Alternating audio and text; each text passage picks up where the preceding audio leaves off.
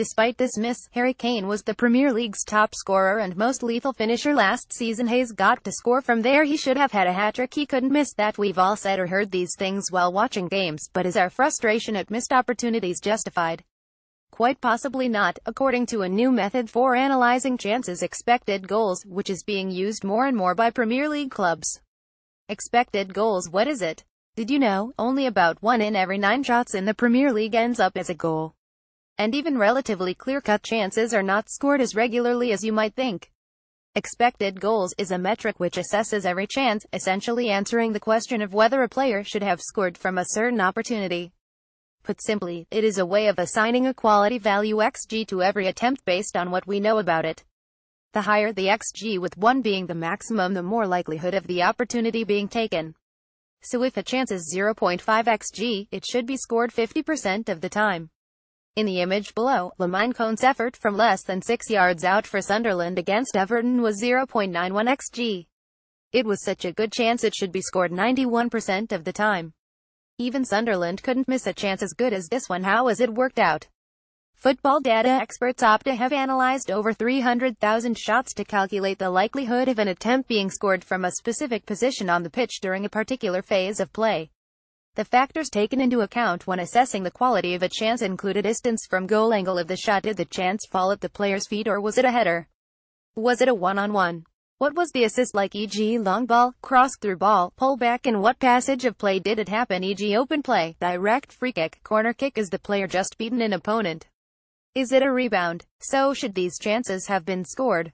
Have a look at the following attempts and see if you can work out the percentage chance of them ending up as goals, and therefore whether you're right to say he should have scored.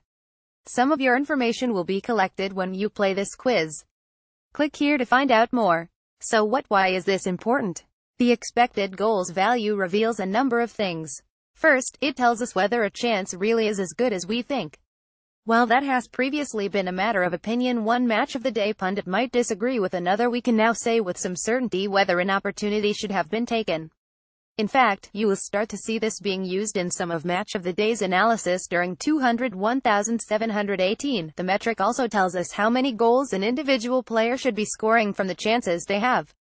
So a striker might be top of the scoring charts, but does that necessarily mean he is the best finisher in the league? In the past, we might simply have looked at who had the best conversion rate, how many of their chances ended up as goals, but this did not provide the whole picture, as someone with a high conversion rate might just be the beneficiary of their team creating really clear-cut chances. Here's how the Premier League's leading scorers performed last season in comparison with their expected goals value. All the leading players, except Manchester City's Sergio Aguero, scored more than the stats suggested they should have, underlining their status as expert finishers, even when in difficult positions. And the player who outperformed the number of goals they were expected to score by the biggest margin, Harry Kane. Which player was the best finisher in the Premier League last season? Player goals. Expected goals difference only includes players with a minimum of 50 shots gained. Tottenham 2,918.591, 0.41. Lukaku Everton 2,515.329.68, Llorente Swansea 157.097.91, Son Tottenham 146.737.27, King Bournemouth 169.566.44. Conversely, it also allows us to say with a degree of certainty which players are most wasteful in front of goal and the worst. Player goals. Expected goals difference only includes players with a minimum of 50 shots. Static Southampton 36.663.66, Arnautovic Stoke 68.872.87, Mahrez Leicester 68.832.83, Arda Bournemouth 13.582.58, Rooney Man UTD 57.32.3. Does it tell us anything else? As well as helping us to assess player performance, expected goals also enables us to judge teams and to predict future performance. Take Juventus in 201,516, for example. They won only 3 of their opening 10 games, but their expected goal difference throughout that run was much higher than their actual goal difference. That suggested they were dominating matches and creating chances, they just weren't taking them. It would have provided some comfort for Juve's backroom team, who would have been able to surmise that their performances were better than their results suggested.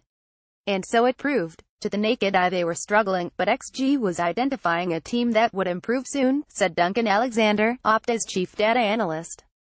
Lo and behold, around match day 12 their fortunes changed, with the team starting to score at and above the expected rate. This led to them actually performing better than their XG said they should have in their eventual stroll to the title. So if your team is performing above or below expectations at the start of the new season, a look at their expected goals difference could tell you whether that run is likely to last. And it may also be something worth thinking about the next time your striker misses what you always thought of as an easy chance.